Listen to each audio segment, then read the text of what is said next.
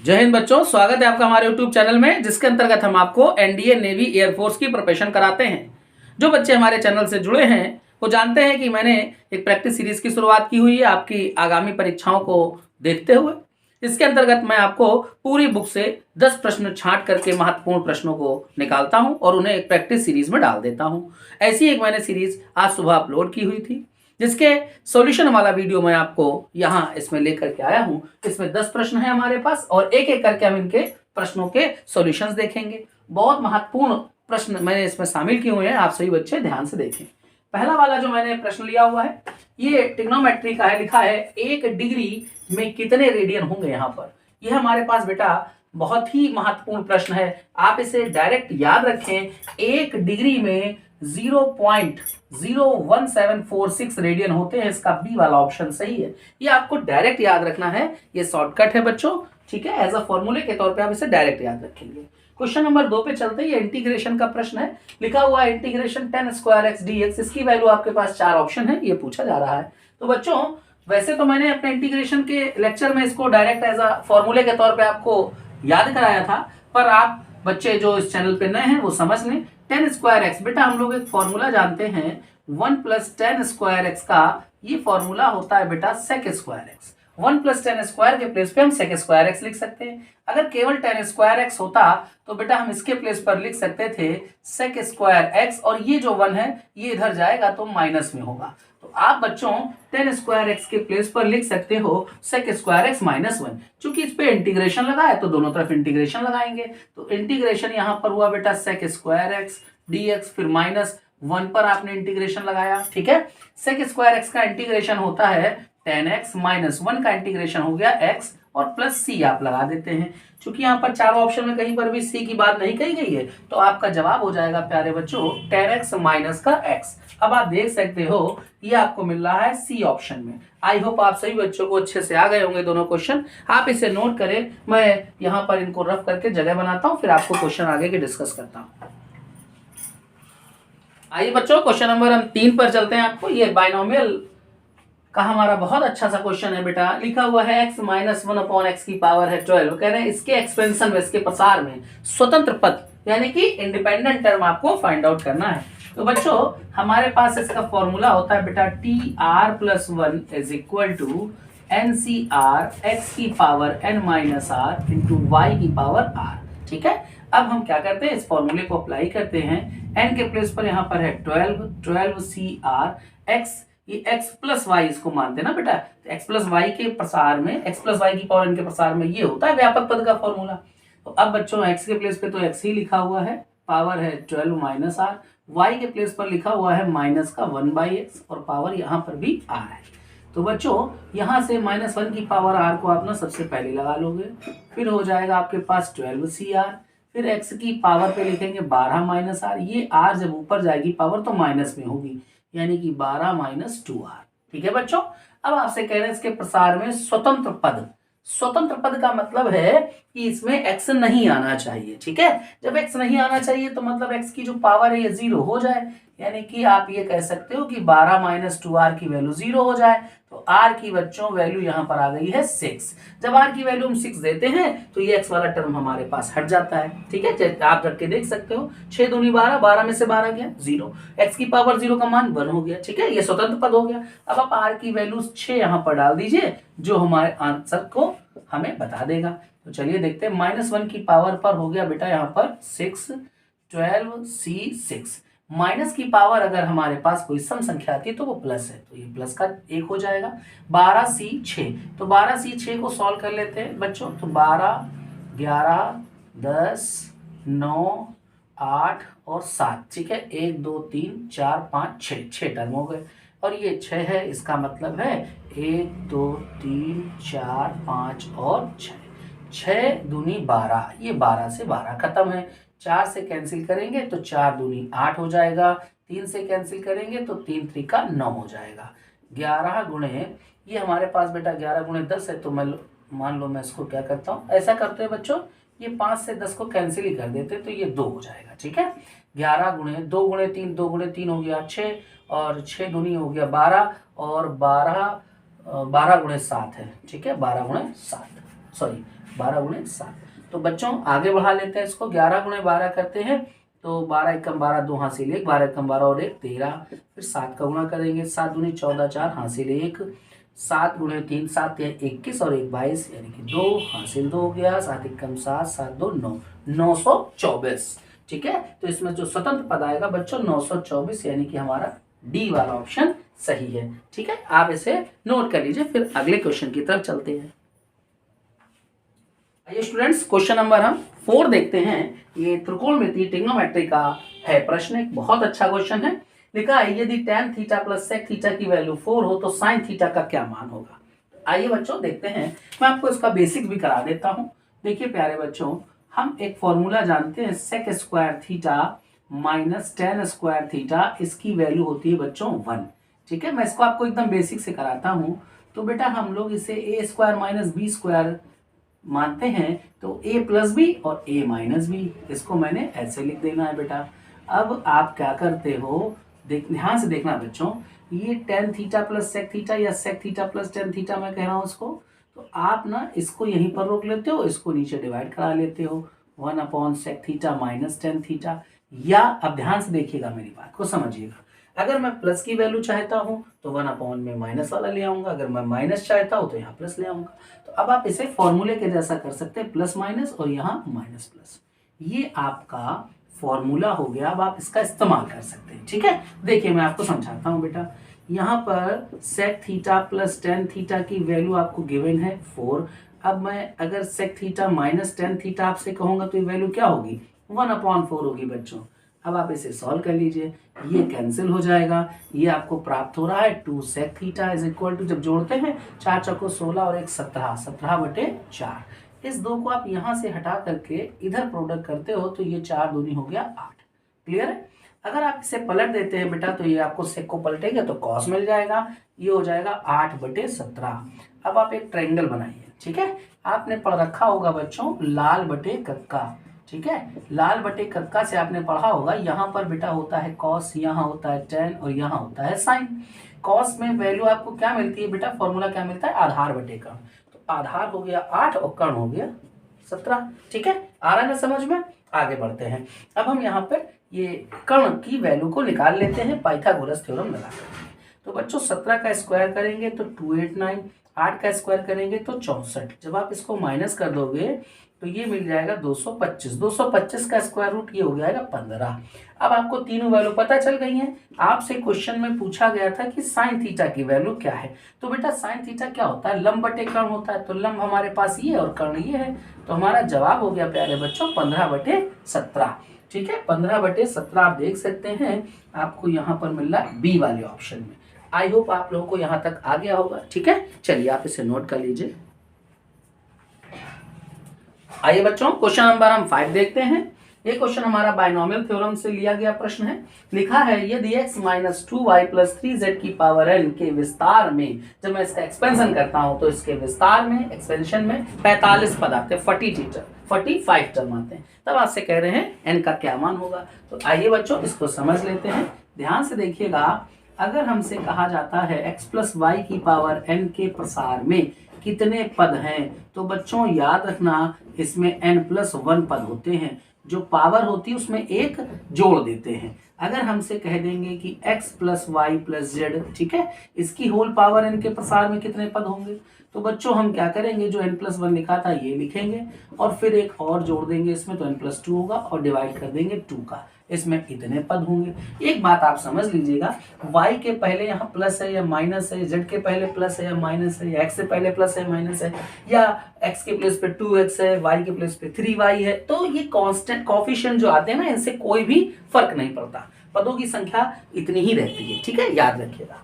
अब आते हैं क्वेश्चन पर। कह रहे हैं इसके प्रसार में हमारे पास 45 पद हैं। ठीक है, तो चलिए देखते हैं बेटा जी। यहाँ पर हमारे पास मैंने आपको बताया ना कि ये जैसे माइनस का 2y है, यहाँ पे 3 का z है।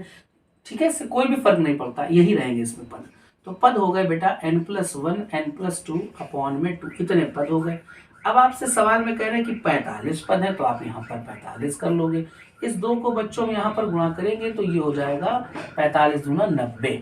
अब आपको क्या करना है मैं आपको बता देता हूँ बच्चों, n+1 n+2 रखेंगे, इसको हम तोड़ देंगे तो 10 × 9 90 हो गया। अब आपको क्या करना है, देखिए बहुत आसान तरीका हो, इन दोनों में बड़ी वैल्यू कौन सी है, ये बड़ी वैल्यू है, बड़ी वैल्यू ना n+2, तो ये जो बड़ी वाली वैल्यू है इसको कंपेयर करेंगे इधर की बड़ी वाली वैल्यू के साथ, ठीक है। तो n की वैल्यू हमें कितनी मिल गई बेटा, 8 मिल गई।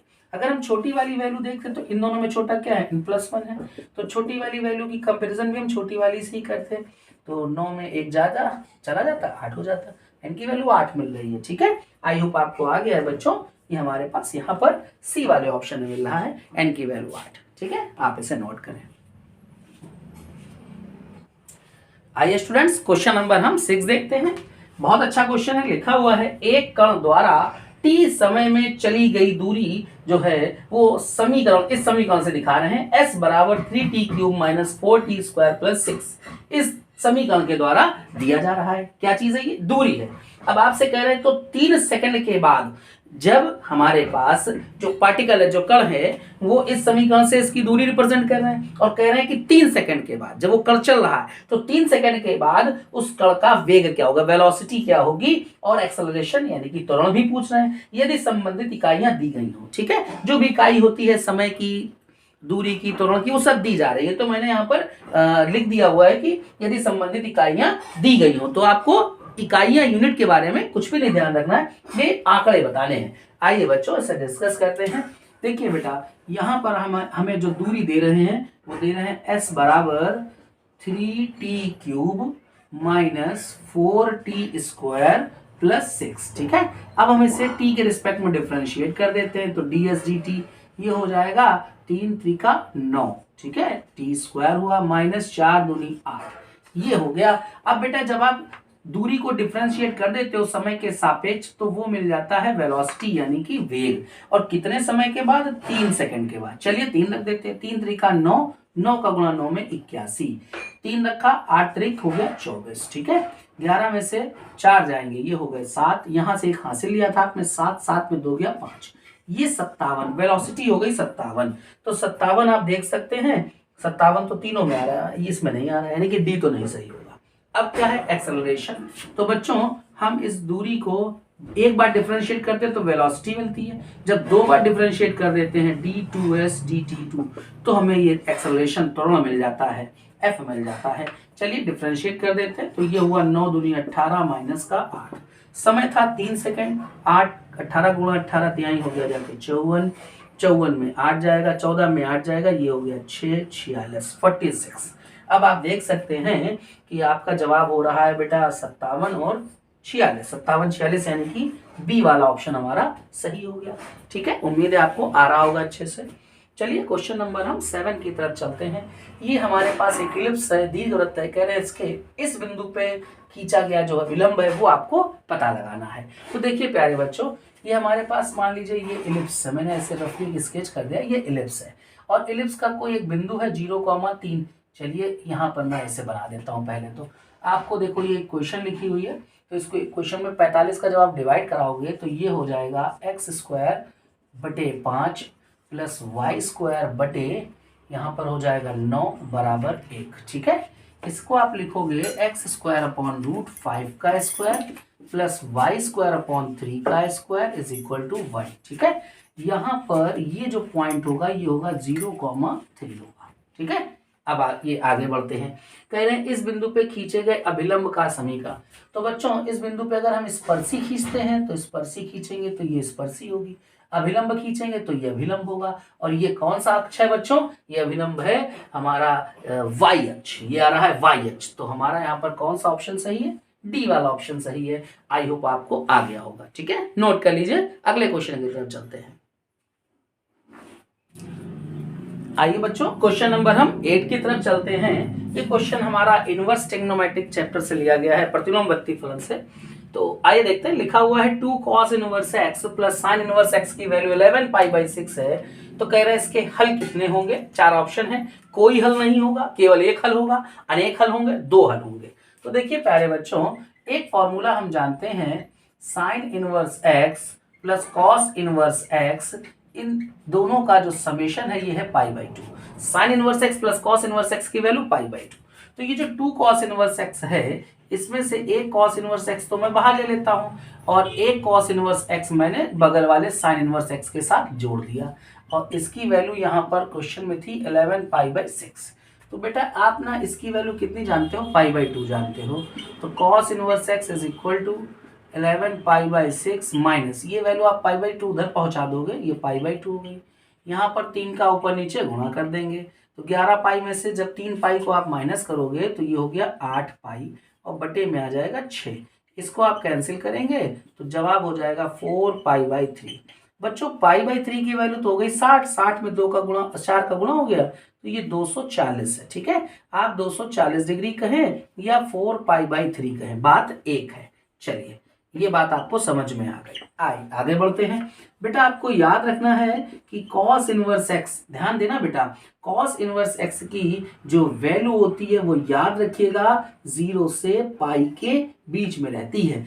सॉरी मैं गलत बोल गया बेटा, 0 से लेकर के पाई तक। ठीक है, ये याद रखना है। अब हमारे पास लेकिन ये जो आया है रिजल्ट, ये cos इनवर्स, जब आपने इनवर्स पढ़ा होगा, इनवर्स ट्रिग्नोमेट्रिक फंक्शन, ये मैंने बात आपको लिखाई थी, है ना, ऐसे ही मैंने आपको लिखाया होगा बेटा, आपको याद है। तो साइन इनवर्स x के लिए मैंने क्या लिखाया था, इसकी वैल्यू जब रहती तो -π/2 से +π/2 के बीच में रहती। ठीक है, cos में ये होता। अब देखो बच्चों कि cos इनवर्स x की वैल्यू जो है ना, वो जिसका जो भी मान होगा वो 0 से π/4 के cos इनवर्स x का जो भी मान होगा वो 0 से पाई तक होगा, 0 से लेके पाई तक यही होगा, पाई से ज्यादा नहीं। अब आप देखिए पाई का मतलब 180 होता है, 240 जा रहा है, तो ये जो हमारे पास 240 डिग्री आ रहा है, ये 240 डिग्री क्या 0 और पाई के बीच में लाई कर रहा है। पाई का मतलब मैं अब यहाँ लिख देता हूँ आपको 180 डिग्री, यहाँ लाई कर रहा है, नहीं लाई कर रहा है। तो आप क्या कहोगे कि भाई इसका तो एक भी हल नहीं आ रहा है, तो आपका जवाब हो जाएगा इसके कितने हल है, कोई हल नहीं होगा।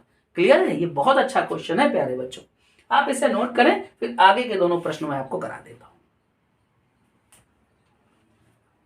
आइए बच्चों क्वेश्चन नंबर हम 9 देखते हैं।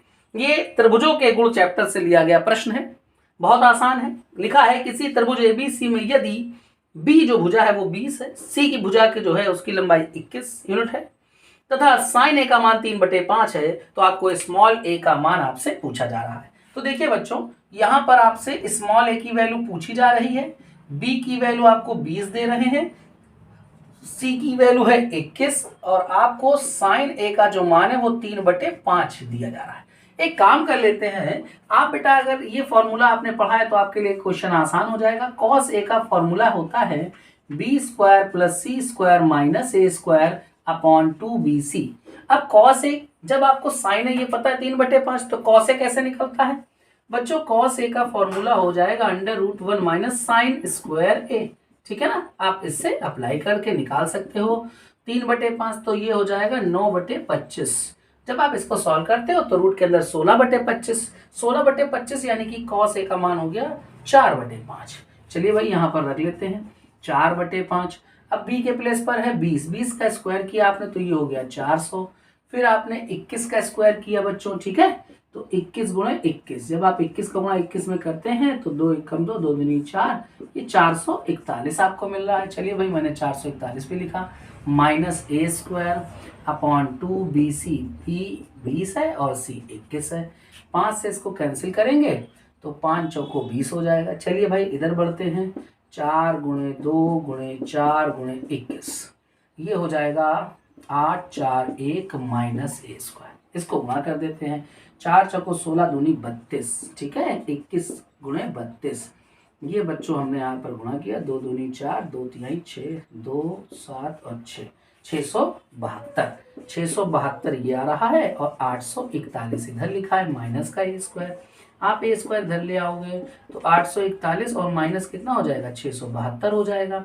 11 में एक हासिल लेंगे ना, 11 में 2 जाएगा तो 9 आएगा। यहाँ से मैंने हासिल लिया था तो 3 बचा बेटा, बगल में लेना पड़ा, तो ये हो जाएगा 13, 13 में से 7 जाएंगे तो 6, यहाँ से एक हासिल चला गया तो 7, 7 में 6 जाएगा तो 1। तो बेटा जी आपको A² की वैल्यू मिल रही है 169। तो बेटा एक आपको पता चल गया ना, 13 आ रहा है। ठीक है, 169 का वर्गमूल 13, तो आपका यहाँ पर B वाला ऑप्शन सही है। ठीक है, अब इस सीरीज का लास्ट क्वेश्चन है और मैं आपको इस क्वेश्चन को बहुत अच्छे से शॉर्टकट से समझाता हूँ।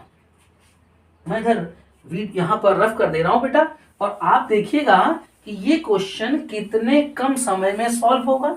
और जो मैं आपको यहाँ पर शॉर्टकट बताने जा रहा हूं बच्चों, आप उस शॉर्टकट को ध्यान से देखिएगा, कई क्वेश्चन आपके इस मेथड से सॉल्व होंगे। बहुत अच्छा क्वेश्चन है। देखिए यहाँ पर सारणिक जो है डिटरमिनेंट लिखी हुई है x माइनस 1 2 3, फिर है 3, दूसरी कॉलम है 3x माइनस 3, फिर है 5, लास्ट कॉलम है 0 4 6, और डिटरमिनेंट की जो वैल्यू है सारणिक का मान 0 आ रहा है।